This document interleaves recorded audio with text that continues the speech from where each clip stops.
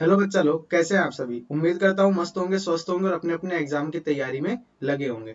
देखो, आज से CHSL 2020 के पेपर स्टार्ट हो गए हैं। फर्स्ट शिफ्ट का पेपर हो भी गया है और पेपर का लेवल लो ही है, जैसा होता है एज यूजुअल हमेशा। एक आधी शिफ्ट अपने पास टफ आएंगी, लेकिन उन बच्चों को ज्यादा बेनिफिट रहेगा, और एक आधी शिफ्ट बहुत ज्यादा इजी आएंगी, उन बच्चों को नुकसान होगा।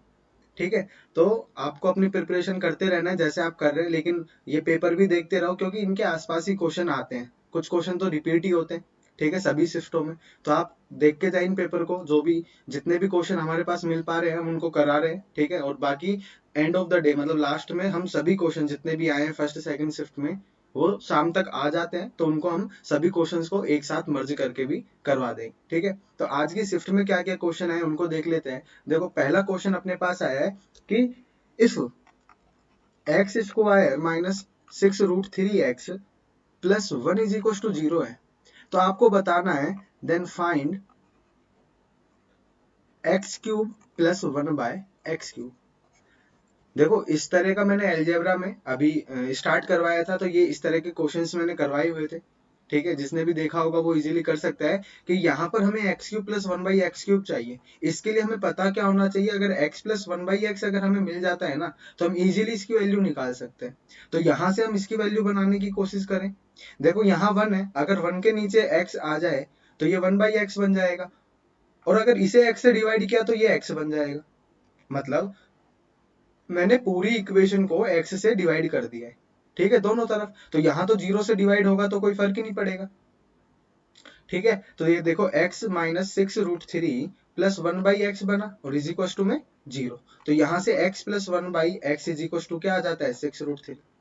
और हमें पता है कि अगर x प्लस 1/x हमें गिवन है, तो यहाँ से हम x³ प्लस 1/x³ की वैल्यू कैसे निकाल सकते हैं। अगर x प्लस 1/x a है, तो इसकी वैल्यू होती है a³ माइनस 3। तो यहाँ से a की वैल्यू क्या है, 6√3। तो 6√3 का क्यूब करेंगे, माइनस 3 इंटू 6√3। ठीक है, तो देखो 6 का क्यूब का क्या होगा, 216, और √3 का क्यूब क्या होगा, 3 इंटू √3। तो ये आ जाएगा 6×3 = 18, 3 और 1 4, 3 दूनी 6। और यह है 648√3, माइनस किया 6 बार 6×3 = 18√3। तो ये अपने पास आया 630√3। ये फाइनल आंसर आ जाएगा हमारे पास x³ प्लस 1/x³।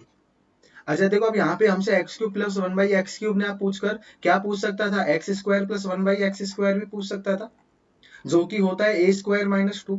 तो इसका स्क्वायर करते 6 6 36, और ये √3 का स्क्वायर 3 होता, तो 36 इंटू 3, तो ये आता 108। और हमें -2 करना था, तो यह फाइनल आंसर आता 106। हमसे यहाँ पर क्या भी पूछा जा सकता था, x³ प्लस 1/x³ पूछा जा सकता था। तो देखो, x³ भी निकाल सकते हैं और x² भी निकाल सकते हैं। मतलब x³ प्लस 1/x³ और x² प्लस 1/x²। तो यहाँ दोनों को मल्टीप्लाई करा दो। देखो, x³ x² से मल्टीप्लाई होगा तो कितना आएगा, x⁵। x³ जब 1/x² से मल्टीप्लाई होगा तो x आएगा, प्लस 1/x³ जब x² से मल्टीप्लाई होगा तो 1/x आएगा, और 1/x³ 1/x² से मल्टीप्लाई होगा तो 1/x⁵ आएगा। तो देखो, यहाँ से x⁵ और 1/x⁵ मुझे मिल रहा है, और प्लस में ये भी मिल रहा है। तो इसकी वैल्यू तो मुझे पता है ना, 6√3। ठीक है, तो इन दोनों की वैल्यू जो आई है ये 630√3 आया है, क्योंकि लेफ्ट हैंड साइड में मल्टीप्लाई किया है तो राइट हैंड साइड में भी मल्टीप्लाई करना पड़ेगा। तो x⁵ प्लस 1/x⁵ का फाइनल आंसर क्या होगा, 630√3 मल्टीप्लाई बाय 106, और माइनस हो जाएगा क्या, x प्लस 1/x, जिसकी वैल्यू है 6√3। ठीक है, इसको मल्टीप्लाई कर देंगे, लेकिन अगर x⁵ प्लस 1/x⁵ पूछा होगा तो ये वाली जो वैल्यू है ना, ये छोटी होगी, इतनी बड़ी वैल्यू नहीं होगी। ठीक है, तो इस तरह से क्वेश्चन पूछा जा सकता था। ठीक है, नेक्स्ट हम क्वेश्चन पर चलते हैं। नेक्स्ट क्वेश्चन था कि अगर A:B:C हमें दिया हुआ है 2:3:7। ठीक है, ये A B C में कोई प्रॉपर्टी अगर डिस्ट्रीब्यूट की गई है तो उसका रेशियो हमें दिया हुआ है। यहाँ कह रहा है कि B को अगर 15,000 मिल रहा है, B को कितना मिल रहा है, 15,000, मतलब 3 यूनिट की वैल्यू कितनी है, 15,000। तो यहां से 1 यूनिट की वैल्यू क्या निकल कर आ जाएगी, 5,000। और हमसे पूछा क्या है कि what is the difference between A and C, मतलब मुझे A माइनस C का डिफरेंस a माइनस सी बताना है, ठीक है, या फिर इसे c माइनस ए बोल दे, क्योंकि 7 माइनस 2 होगा, ग्रेटर माइनस लेस होता है, ठीक है, दोनों में अंतर बताना है हमें और सी में, जो कि 5 यूनिट होगा। जब ए यूनिट की वैल्यू 5000 है तो 5 यूनिट की वैल्यू कितनी होगी, मल्टीप्लाई बाय 5000, तो यह आ जाएगा 25000, ठीक है। तो यहाँ से ये भी पूछ सकता था कि सी को कितना मिल रहा होगा, ए को कितना मिल रहा होगा, ए प्लस सी को कितना मिल रहा होगा, तो वो हम इजीली यहाँ से निकाल सकते हैं, रेशियो एंड प्रोपोर्शन हमने पूरा पढ़ा हुआ है, ठीक है। सिंपल ही क्वेश्चन था, कोई ज्यादा लेवल का क्वेश्चन नहीं था। एक क्वेश्चन हमारे पास जियोमेट्री से आता है कि अगर एक हमारे पास सर्किल है, वृत्त है, ठीक है, उस वृत्त की हमें एक जीवा दी हुई है ए बी, ठीक है, ए बी एक जीवा दी हुई है, एक कोड दी हुई है जिसकी लेंथ हमारे पास कितना है, 6 सेंटीमीटर है, ठीक है। और ये भी बोला है कि इस पर सेंटर मतलब ओ से एक परपेंडिकुलर ड्रॉ किया जाता है, क्या ड्रॉ किया जाता है, सेंटर से परपेंडिकुलर ड्रॉ किया जाता है। अब ये परपेंडिकुलर है तो इसे इक्वल पार्ट्स में डिवाइड कर रहा होगा, मतलब इसे 3 सेंटीमीटर में बांट रहा होगा, क्योंकि कोड पर परपेंडिकुलर से कोई भी कोड पर अगर सेंटर से कोई परपेंडिकुलर ड्रॉ किया जाता है तो वो उसे बाइसेक्ट करता है, ये थ्योरम हमें पता होना चाहिए। और ये जो परपेंडिकुलर है इसकी लेंथ है 4 सेंटीमीटर। अब हमें बताना है कि सर्किल का डायमीटर क्या होगा, तो अगर डायमीटर मुझे बताना है तो मैं रेडियस निकाल लेता हूँ, रेडियस का डबल ही क्या होगा, डायमीटर होगा, क्लियर है। तो यहाँ से देखो एक राइट एंगल ट्राइंगल बन रहा है कि नहीं बन रहा है, ये वाला, ये 3 और ये 4, तो यहाँ पे तो ट्रिपलेट भी बन रहा है, तो इसकी वैल्यू 5 सेंटीमीटर होगी और डायमीटर की वैल्यू 10 सेंटीमीटर होगी। मतलब अभी भी ये सालों से रिपीट होते हुए आ रहे हैं क्वेश्चन, ट्रिपलेट भी कोई अच्छा नहीं बन रहा है यहाँ, ठीक है। या फिर हमसे एक क्वेश्चन इसमें ऐसे भी बन सकता था, अगर और हम बात करें कि दूसरी कोड भी हो सकती थी, ठीक है, दो कोडों के बीच का, हमने लास्ट अभी हम 2019 का पेपर डिस्कस कर रहे थे, वहां पर ये क्वेश्चन था कि दो कोड थी जो कि पैरेलल थी, उनके बीच का हमें डिस्टेंस दिया हुआ था, अगर मान लो ये कोड दी होती और इनके बीच का डिस्टेंस हमें 8 दिया होता,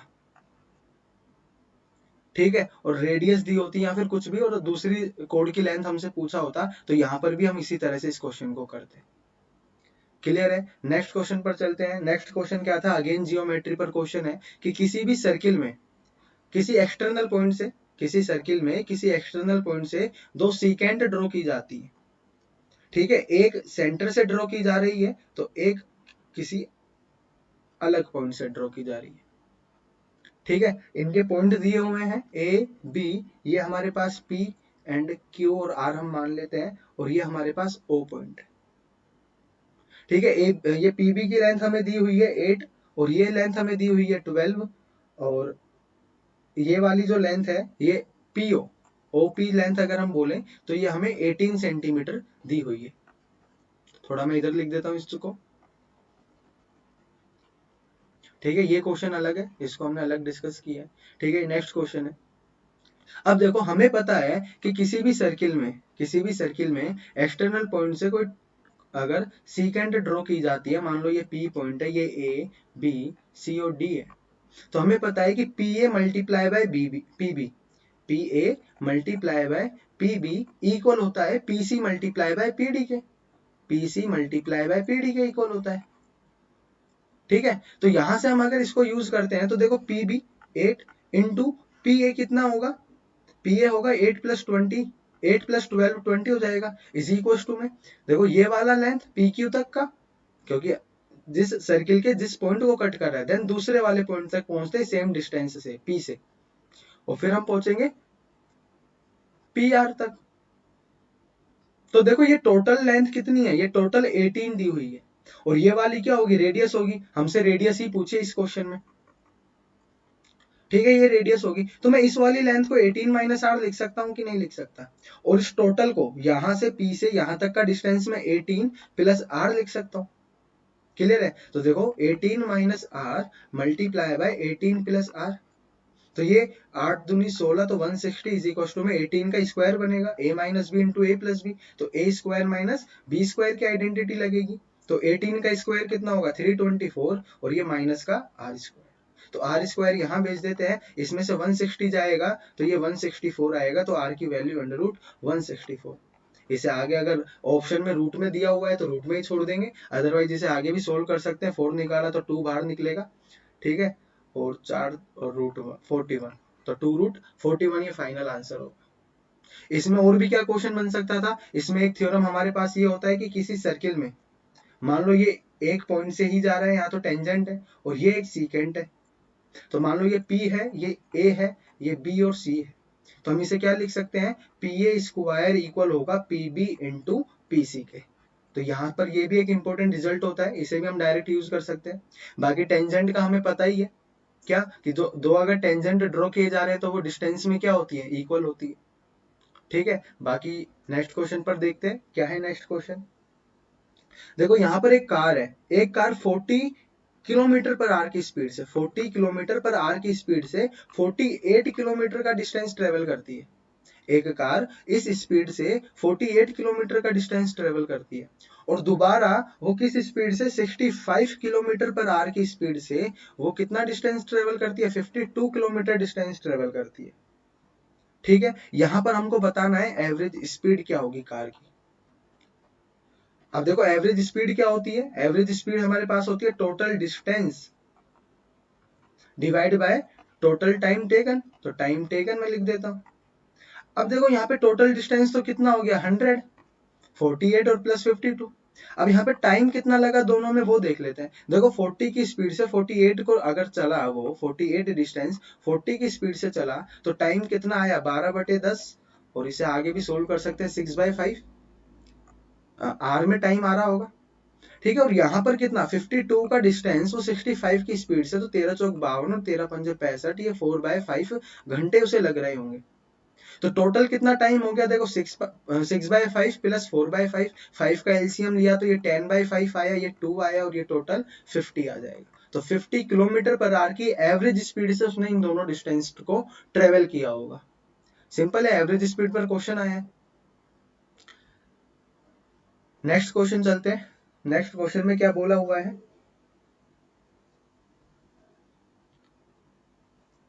हाँ देखो ये प्रॉफिट एंड लॉस पर क्वेश्चन है कि 36 केजी किसी आइटम का, कोई भी एक आइटम है, आइटम का जो सीपी है, ठीक है, वो कितना है 1040 रुपीज है।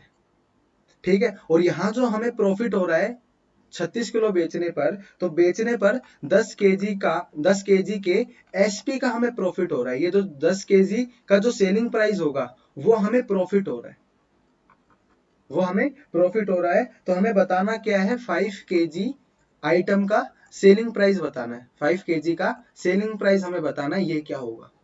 देखो ये प्रॉफिट है किस, क्या 10 केजी का एसपी, जो 10 किलो का जो सेलिंग प्राइस होगा वो तो हमें प्रॉफिट हो गया। अब देखो मैंने 36 किलो टोटल आइटम बेचा, 36 किलो बेचा, उसमें 10 किलो तो मेरा प्रॉफिट ही निकल रहा था। मतलब जो कॉस्ट प्राइस थी 36 किलो की वो मुझे कहां से मिल गई होगी, 26 किलो से ही मिल गई होगी, और प्लस का जो 10 किलो का सेलिंग प्राइस था वो तो मेरा प्रॉफिट था, और ये वाला जो सेलिंग प्राइस है ये मेरा कॉस्ट प्राइस को ही तो बराबर कर रहा होगा।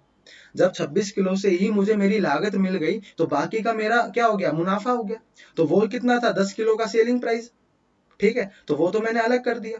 प्रॉफिट कितने पर था, 26 किलो पर था, सॉरी सेलिंग प्राइस 26 किलो का, वो मेरा क्या था, कॉस्ट प्राइस था, लागत थी मेरी। तो ये किसके बराबर होनी चाहिए, 1040 के।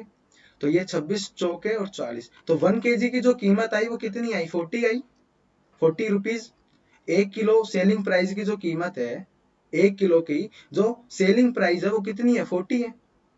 हमें 5 किलो की बतानी है, तो इसे 5 से मल्टीप्लाई कर देंगे, 500 का 20, 200, यही फाइनल आंसर होगा। ठीक है, बाकी प्रॉफिट लॉस में तो कई तरह के क्वेश्चन बन सकते हैं, तो बेसिक कोई दिक्कत नहीं है इसमें। आगे नेक्स्ट क्वेश्चन हम देख लेते हैं। देखो ये हमेशा से एक क्वेश्चन पूछा जाता है, x की पावर 4 प्लस y की power 4 minus x square y square is equal to 117 है। ठीक है, और ये सेम ही क्वेश्चन कई बार रिपीट हो चुका है इसी तरह से। और x square plus y square minus x y हमें दिया हुआ है 30। अब देखो हमें पता है x की पावर 4 प्लस वाई की power 4 minus x square y square equal होता है x square plus y square minus x y multiply by x square plus y square plus x y के। ये आइडेंटिटी आपको पता ही होनी चाहिए। ठीक है, तो यहाँ पर हमें इसकी भी वैल्यू गिवन है कितनी, 117, इसकी भी वैल्यू हमें गिवन है 13, और ये मल्टीप्लाई में हमारे पास x square plus y square plus x y, तो 13 9 सा कितना होगा, x square plus y square plus x y आ जाएगा हमारा। तो इसकी वैल्यू हमें मिल गई है। हमें यहाँ पर बताना क्या है, हमें यहाँ पर x square plus y square बताना है। सिंपल है कि देखो x square plus y square plus x y की वैल्यू क्या आई है, 9 आई है। इन दोनों को ऐड कर देते हैं। देखो मुझे x square plus y square चाहिए, अगर मुझे एक्स वाई पूछा होता तो मैं दोनों को सब्ट्रैक्ट कर देता, तो फिर ये दोनों कैंसिल हो जाते, सिर्फ एक्स वाई बचता। लेकिन मुझे x square plus y square चाहिए, तो मैं दोनों को ऐड कर दूंगा, जिससे एक्स वाई से कैंसिल आउट हो जाएगा। ठीक है, तो दोनों को ऐड किया तो ये तो कट गया, तो देखो 2 into x square plus y square equal आएगा 22 के, और ये 2 से जब कैंसिल आउट हुआ तो ये 11 आया, तो यहाँ से x square plus y square का क्या आ गया, तो 11 आंसर आ गया। क्लियर है, पता होना चाहिए। यहाँ से एक आइडेंटिटी हम और याद रख सकते हैं, क्या, मैं बता देता हूँ उसको। एक होता है x cube plus y cube, इस पर भी बहुत क्वेश्चन बनते हैं, हमेशा एक क्वेश्चन तो आता ही आता है, 3xyz। ये होता है हाफ इंटू ए, एक्स में लिखा है ना, तो x plus y plus z into x minus y का square plus y minus z का square plus z minus x का स्क्वायर। ये आइडेंटिटी भी आपको पता होनी चाहिए। ठीक है, इस पे हर शिफ्ट में क्वेश्चन देखने को मिलेगा। यहाँ पर भी क्वेश्चन आया होगा, अभी सारे क्वेश्चन हमारे पास नहीं है, तो इसमें भी एक क्वेश्चन तो आया ही होगा इसमें। ठीक है, इसी आइडेंटिटी को हम ऐसे भी लिख सकते हैं, x plus y plus z into x square plus y square plus z square minus x y z minus z x. ठीक है, तो ये आइडेंटिटी भी इंपॉर्टेंट है, इसे भी आप देख सकते हो और इस पर एक दो क्वेश्चन आप अपनी तरफ से प्रैक्टिस कर सकते हो। नेक्स्ट क्वेश्चन देख लेते हैं। देखो यहाँ पर जियोमेट्री पर एक और क्वेश्चन है कि इस तरह से एक ट्राइंगल है, ठीक है, और यहाँ पर एक परपेंडिकुलर ड्रॉ किया गया है।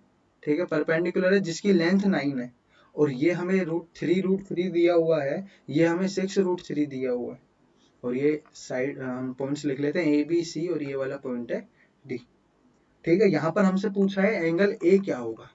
ठीक है, अच्छा क्वेश्चन है, ये एक अच्छा क्वेश्चन हम बोल सकते हैं, लेकिन कुछ नहीं करना है। देखो यहाँ पर एक राइट एंगल ट्राइंगल बन रहा है, हम ये वाली साइड निकाल सकते हैं। ये 9 है, ये 3 रूट 3 है ना, ये 9 है, ये 3 रूट 3 है, तो ये वाली हमारी 6 रूट 3 आ जाएगी।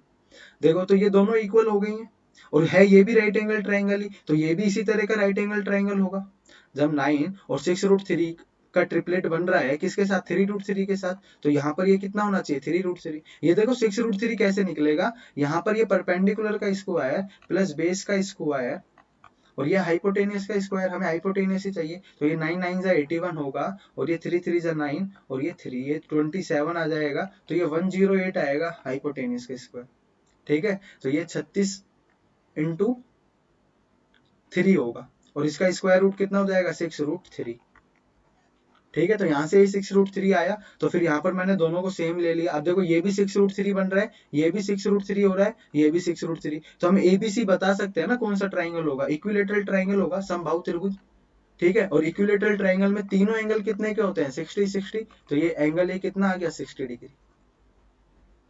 ठीक है, कुछ नहीं था, बस आपको यहाँ पर ये खुद बोला हुआ है कि परपेंडिकुलर है, तो यहाँ पर हमारे पास एक राइट एंगल ट्राइंगल बन गया, उसे हम इजीली सोल्व कर लेंगे। अगले क्वेश्चन पर चलते हैं। देखो अच्छा क्वेश्चन है, यहाँ पर एक ट्राइंगल है। अच्छा तो नहीं, आपने बस अगर पढ़ा होगा कि एरिया का डिवीजन कैसे होता है तो इजीली कर लोगे इस क्वेश्चन को, कोई टाइम नहीं लगेगा इसमें। एक एबीसी है, यहाँ पर इस पॉइंट से एक मीडियन ड्रॉ की गई है, माध्यिका डी मान लेते हैं। ठीक है, और यहाँ पर हमने 3 पॉइंट लिए हैं इक्वली, इसे कट कर रहे हैं। ठीक है, ये मान ले पी क्यू और आर। ठीक है, ये इक्वल है, इक्वल मैं बोल रहा हूँ इन सभी को कि ये इक्वली कट कर रहे हैं इस एडी मीडियन को, और हमने इन दोनों को ज्वाइन किया, किसको, पी क्यू को, बी क्यू को और बी आर को।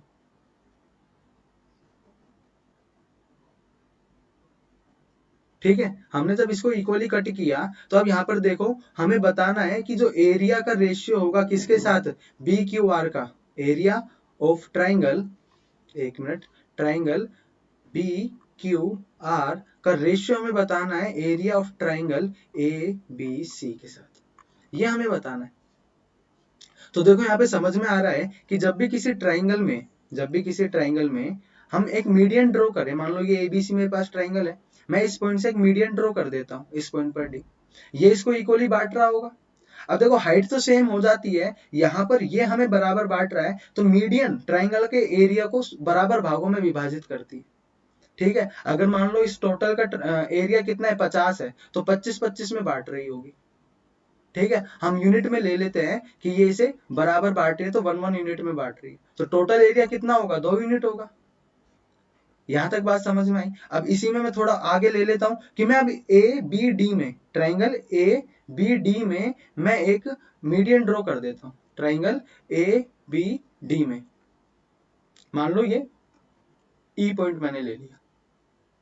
अब जो ए बी डी का एरिया होगा वो बराबर भागों में बट रहा होगा। ठीक है, तो मान लो ये 1-1 था, अब देखो ये 2 हो गया है, तो इधर वाला भी 2 होगा, क्योंकि ये वाला जो एरिया था ये इस वाले के बराबर था, तो ये 2-2 होगा। अब हमने इनके बीच में भी मिड मिड पॉइंट ले लिए दोनों के, तो ये वाला एरिया भी बराबर भागों में बट रहा होगा, और ये वाला भी 2 बराबर भागों में बट रहा होगा। तो देखो इन सबको मैं अगर 1-1 और 1 ले लेता हूं तो 4 हो गया, तो ये भी कितना होना चाहिए, 4 होना चाहिए, क्योंकि जितना ये वाला एरिया है उतना ही ये वाला एरिया है। ठीक है, तो जो टोटल ट्राइंगल का एरिया हुआ वो तो 8 यूनिट हो गया ना, जब ये 1-1-1 है तो अब हम यहाँ से समझ गए, सेम कंडीशन यहाँ पर बन रही थी कि देखो ये वाला जो है ये भी अगर मैं इसको ज्वाइन करता तो ये 1-1-1-1-1 ऐसे होता।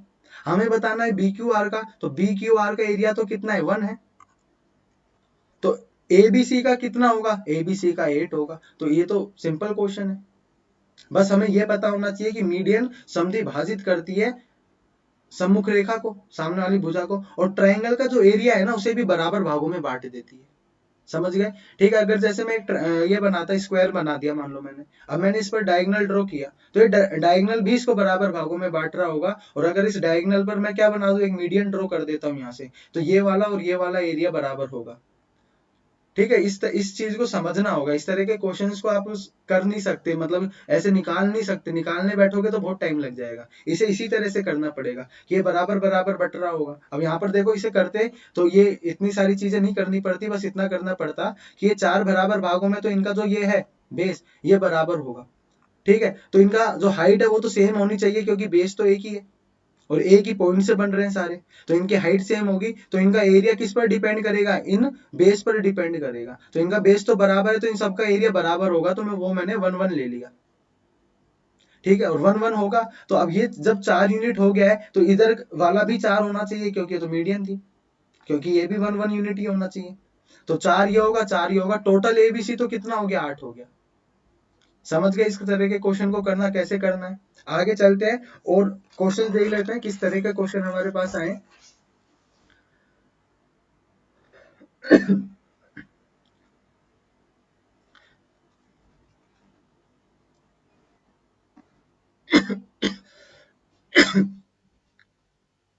तो देखो एक ट्राइंगल हमारे पास है, अगेन एक जियोमेट्री पर क्वेश्चन, और वो भी ट्राइंगल ट्राइंगल से भर भर कर क्वेश्चन दिए गए। एबीसी है, जिसमें हमें ये वाली जो लेंथ है वो 5√3 दी गई है, ये वाली लेंथ 7 दी गई है, इस पर 2 मिड पॉइंट भी लिए गए हैं, ई और ए बी सी डी मान लेते हैं, डी और ई। ठीक है, और ये वाला जो एंगल दिया गया है वो 30 डिग्री दिया गया है। ठीक है, हमें क्या बताना है, हमें डी बताना है कितना होगा।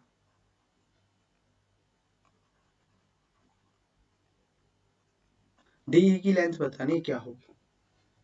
ठीक है, क्या करना है समझ में आ गया कि हमारे पास एबीसी ट्राइंगल है, उसमें ये दोनों साइड दी हुई है, ये वाला एंगल दिया हुआ है। अब जब देखो कि जब जिस जो एंगल दिया है उसके साथ की हमें साइड दी गई है, अब देखो ये डी मिड पॉइंट्स है, ये बराबर भागों में बांट रहे हैं, तो यहां से पहले तो एक थ्योरम मुझे ये समझ में आया कि यहाँ पर अगर ये मिड पॉइंट है तो डीई जो है ना वो हाफ होगी किसकी, बीसी की। सबसे पहली चीज तो ये क्लिक करती है। दूसरा ये यहाँ पर मुझे बीसी निकालना पड़ेगा, तो बीसी के लिए मुझे यहाँ पर कोसाइन कोस फॉर्मूला यूज करना पड़ेगा, कोस फॉर्मूला, क्योंकि अगर एक एंगल और 2 साइड गिवन है तो वो सिर्फ किससे निकल सकती है, कोस फॉर्मूला से। तो कोस फॉर्मूला यहाँ पर लगाते हैं, कोस फॉर्मूला होगा क्या, B C square is equal to A B square plus A C square minus 2 A B into A C cos theta, और थीटा ना लिखकर मैं इसे ए लिख देता, क्योंकि ए वाला एंगल है। ए भी हमें गिवन है 7 का स्क्वायर, ए सी भी हमें गिवन है 5√3 का स्क्वायर, -2 ए बी कितना होगा 7, ए सी कितना होगा 5√3, और कोस ए एंगल कितना है, एंगल है 30 डिग्री, तो ये होगा √3/2। तो 2 से तो 2 गया, √3 से √3 3 हो जाएगा, 5 तिया 15, 15 7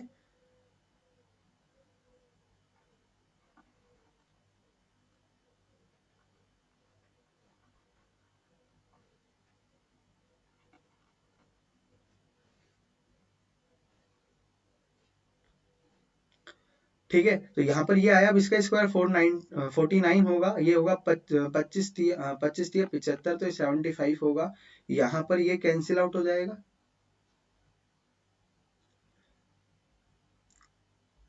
75 गया इसमें से, तो ये 25 और 5 30 बचा, और 49 और 30 कितना हो जाएगा 79।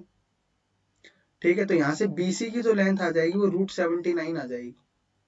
ठीक है, कैलकुलेशन सही की है ना, √3/2 कोस 30 डिग्री होता है, 2 से 2 गया, √3 3 और 5 दिया 15, 15 7 105, ये 75 बना, 75 - 105 माइनस का 30 आएगा, और 49 - 30, हाँ 49 - 30 √19 आएगा।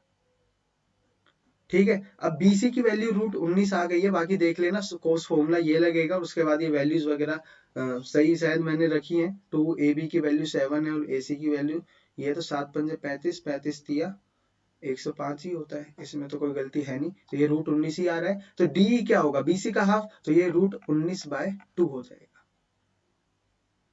ठीक है, बाकी ये इस तरह से क्वेश्चन होगा। अब यहाँ से एक और चीज हम समझ सकते हैं, जब कोस फॉर्मूला देखा है तो साइन फॉर्मूला भी आना चाहिए। ठीक है, साइन फॉर्मूला क्या होता है कि अगर मेरे पास एक ट्राइंगल है ABC, और उसमें कोई एंगल मुझे दिया हुआ है, मान लो A, और उसकी दो साइड मुझे गिवन है, ये मान लो कि C के इक्विवेलेंट C है, और B के इक्विवेलेंट B है, और A के इक्विवेलेंट A है। तो यहां से हम क्या निकाल सकते हैं, एरिया निकाल सकते हैं, area of triangle ABC। Sine formula area के लिए होता है, ये क्या होगा, हाफ इंटू, देखो जो एंगल मुझे गिवन है ना, उसके साथ वाली साइड मुझे लेनी होगी। ठीक है, तो ये B into C into sine C, sorry sine A angle given है ना, तो half into B into C sine A, या फिर इसे ऐसे बोल दे हाफ BC साइन A। ये हमारा साइन फॉर्मूला होता है। अगर हमें एक एंगल गिवन है, और उसके जो उस एंगल को फॉर्म कर रही है वो दोनों लेंथ अगर हमें गिवन है, तो हम उससे एरिया इजीली निकाल सकते हैं। तो ये भी हमें पता होना चाहिए, इस पर भी क्वेश्चन आ सकता है जब कोस फॉर्मूला आ गया है। तो नेक्स्ट क्वेश्चन देख लेते हैं, और क्वेश्चन हमारे पास क्या है, देखो एक ट्रिग्नोमेट्रिक फंक्शन हमें दिया गया है, cosec theta is equal to है √5/2। ठीक है, और हमसे यहाँ पर पूछा है sec theta plus tan theta minus cot theta into sine theta. ठीक है, ये कुछ भी हो सकता है, ठीक है, याद रखा जितना भी है पता नहीं, लेकिन कोसेक थीटा जो हमें दिया हुआ है वो √5/2 है, और हमें पता है ये हाइपोटेनियस अपन परपेंडिकुलर होता है, तो यहाँ से परपेंडिकुलर आया और ये हाइपोटेनियस आया, तो बेस कितना होगा 1 होगा। किसी भी राइट एंगल ट्राइंगल की अगर हम बात करें, उसमें अगर हाइपोटेनियस √5 है, और अगर परपेंडिकुलर 2 है किसी एंगल थीटा के लिए, तो बेस कितना होगा 1, क्योंकि 2 2 4 प्लस 1 कितना होगा 5, रूट का 5, तो बेस निकल गया। तो सेक थीटा क्या होगा, base upon hypotenuse, hypotenuse upon base होगा, तो ये 1 आया। प्लस में टेन थीटा क्या होगा, परपेंडिकुलर अपॉन बेस 2 होगा। कोट थीटा की वैल्यू क्या होगी, बेस अपॉन परपेंडिकुलर, तो 1/2, और साइन थीटा की वैल्यू क्या होगी, परपेंडिकुलर अपॉन हाइपोटेनियस। तो 2 से तो 2 गया, ये √5 ले लेते हैं, तो 5 - 1/√5, और ये प्लस का 2, तो ये 4/√5। या तो ऐसे भी हो सकता है ये आंसर में ऑप्शन में अपने पास, या फिर हम इसे क्या भी लिख सकते हैं, 4 + 2√5 डिवाइड बाय √5। ठीक है, तो ये फाइनल आंसर होगा। नेक्स्ट क्वेश्चन पर चलते हैं। नेक्स्ट क्वेश्चन क्या है, नेक्स्ट क्वेश्चन हमें मिला है इस तरह से कि एक ट्राइंगल PQR है। ठीक है, इन पर क्वेश्चन आता ही आता है, ये सेम कोई नया कुछ कर ही नहीं रहा एग्जाम में, जो जिस तरह से पहले के पेपर आ रहे हैं। अगर आपने लास्ट ईयर के क्वेश्चंस किए हुए हैं, लास्ट ईयर के जो एग्जाम्स है उनको किया हुआ है, तो आप मैक्सिमम पेपर को अपने आप अटेम्प्ट कर लोगे। तो यहाँ पर इंसेंटर दिया हुआ है हमें, इंसेंटर जो एंगल बाइसेक्टर से मिल रहा है, तो ये क्यू आई आर, कोई आई पॉइंट है जो कि इंसेंटर को रिप्रेजेंट कर रहा है। ये एंगल हमें दिया हुआ है 107 डिग्री, और हमें बताना है एंगल पी क्या होगा। तो देखो ये क्वेश्चन कई बार पूछा गया है। हमें पता है कि 90 प्लस एंगल पी बाय 2 कितना होता है, ये जो एंगल आई फॉर्म कर रहा होगा, जो कि हमें दिया है 107 डिग्री। तो यहाँ पर ये 90 माइनस होगा, तो ये तो आया 17 डिग्री। तो यहाँ से एंगल पी कितना आ जाएगा, 34 डिग्री।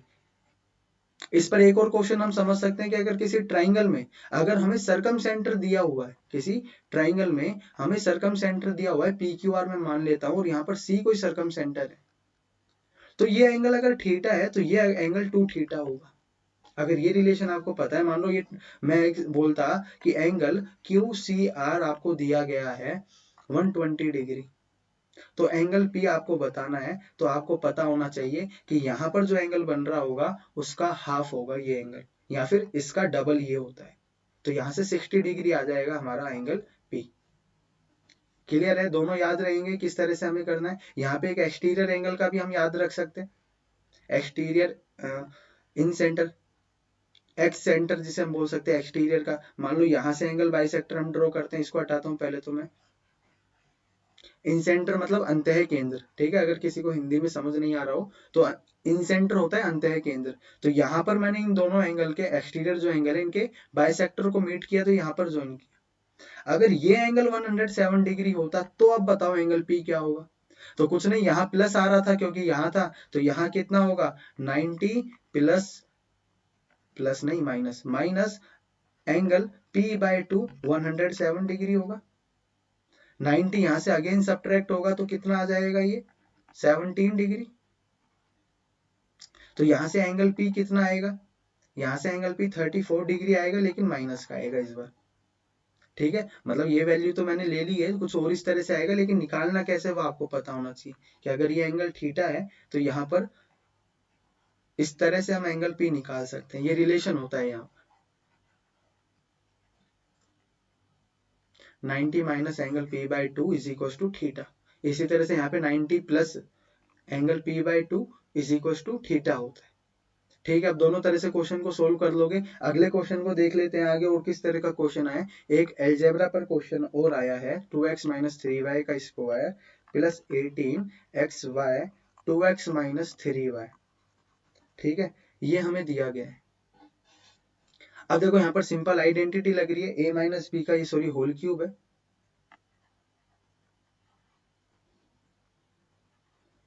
ठीक है, यहाँ क्यूब करेंगे तो अपने पास a क्यूब आएगा 4x क्यूब, 8x क्यूब आएगा, सॉरी 8x क्यूब, और ये प्लस में 3 का क्यूब 27y क्यूब आएगा। देन यहाँ पर आएगा माइनस 3 2x 3y, और a minus b exit is आ जाएगा। तो देखो जब इनको मल्टीप्लाई किया तो 3 2 जा 6 और 3 जा 18xy आएगा माइनस का, और 2x माइनस 3y। तो देखो ये वाली प्लस वाली टर्म इस माइनस से कैंसिल आउट हो जाएगी, बचेगा क्या हमारे पास सिर्फ ये, और यही हमारा फाइनल आंसर होगा। कुछ नहीं करना था, इजीली सोल्व हो गया, बस आइडेंटिटी लगानी थी। ठीक है, तो यहाँ पर आपको आइडेंटिटी पता होना चाहिए। एक और क्वेश्चन हमारे पास आया था कि कितने अगर इंटरेस्ट की जो रेट है, अगर रेट ऑफ इंटरेस्ट कितना है 12.5% है, ठीक है, तो कितने सालों में, इन हाउ मेनी ईयर्स, कितने सालों में जो प्रिंसिपल है वो डबल हो जाएगा, कितने सालों में प्रिंसिपल डबल हो जाएगा, डबल या दोगुना हो जाएगा। तो कुछ नहीं, देखो 12.5% रेट है, इसका मतलब क्या होता है 1/8, मतलब 8 रुपए पर हमें हर साल 1 रुपया मिल रहा होगा। 8 रुपए पर हर साल मुझे 1 रुपया मिल रहा होगा, और सिंपल इंटरेस्ट का ये क्वेश्चन है, सिंपल इंटरेस्ट पर बोला गया है। तो जब 8 रुपए पर हर साल मुझे 1 रुपया मिल रहा है और मुझे डबल करना है, रुपया कितना है 8, मुझे इंटरेस्ट भी कितना ही चाहिए 8 ही चाहिए, और हर साल 1 रुपया ही मिल रहा है, मिलना कितना चाहिए 8, तो 8 सालों में जाकर 8 रुपया मिलेगा कि नहीं, तो 8 ईयर्स में जाकर मेरा पैसा डबल हो जाएगा, 8 रुपए से 16 रुपीज हो जाएगा। ठीक है, हो जाएगा क्वेश्चन। अगले क्वेश्चन पर चलते हैं कि एक पॉलीगन हमारे पास है, रेगुलर पॉलीगन, जिसका एक्सटीरियर जो एंगल है, जिसका एक्सटीरियर एंगल हमें दिया हुआ है कितना है 60 डिग्री है। एक्सटीरियर एंगल कितना है 60 डिग्री है। हमें यहाँ पर पॉलीगन बताना है कौन सा होगा, मतलब नंबर ऑफ साइड्स हमें बतानी है। ठीक है, अगर आपको पॉलीगन पता है तो हमें पता है एन साइड के पॉलीगन में, एन साइड अगर पॉलीगन की है तो उसमें पॉसिबल ट्राइंगल कितने होंगे। मैं कुछ केस बता देता हूं जिससे आप क्वेश्चन कर पाए। पॉसिबल ट्राइंगल कि कितने ट्राइंगल बन सकते हैं। पॉसिबल ट्राइंगल कितना होगा n-2। अगर मुझे इंटीरियर एंगल का सम चाहिए, इंटीरियर एंगल का सम चाहिए पॉलीगन के लिए, तो ये n-2 इंटू 180 डिग्री होगा। ईच इंटीरियर एंगल कितना होगा, ईच इंटीरियर एंगल कितने का होगा उस पॉलीगन में, तो n-2 into 180 degree divide by n, ऐसे हम निकाल सकते हैं। अगर मुझे किसी क्वेश्चन में ये बोला जाए कि किसी पॉलीगन के अंतः कोण, जो प्रत्येक अंतः कोण है वो इतने डिग्री का है, मान लो 108 डिग्री का बोल दिया, तो हमें पता है होता तो इतना है डिवाइड बाय n। तो नंबर ऑफ साइड बताओ पॉलीगन की, तो बस इसे सोल्व करके n की वैल्यू निकालनी है। ठीक है, तो ऐसे भी क्वेश्चन आ सकता है। तो ये हो गया।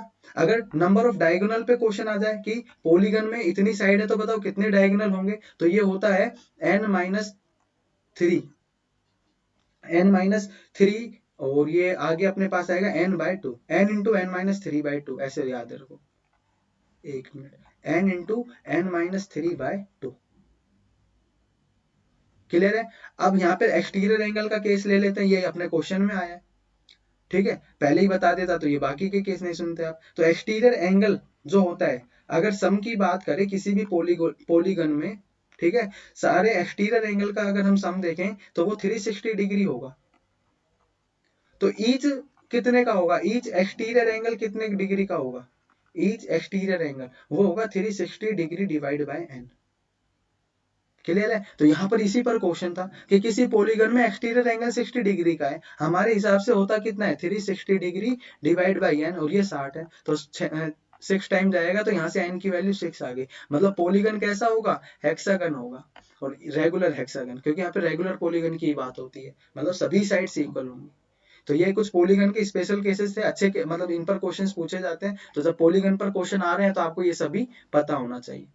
तो अभी तो आज की शिफ्ट के हमारे पास इतने ही क्वेश्चन है, बाकी और कोई क्वेश्चन आते हैं तो वो हम जो लास्ट में एंड ऑफ द डे में, मतलब जब हम थर्ड शिफ्ट को डिस्कस करेंगे तो वहां पर ये सभी क्वेश्चन को हम कंसिडर कर लेंगे। आज के लिए इतना ही। वीडियो को शेयर करें, ज्यादा से ज्यादा लोगों के पास पहुंचाएं, और चैनल को सब्सक्राइब करें। ठीक है।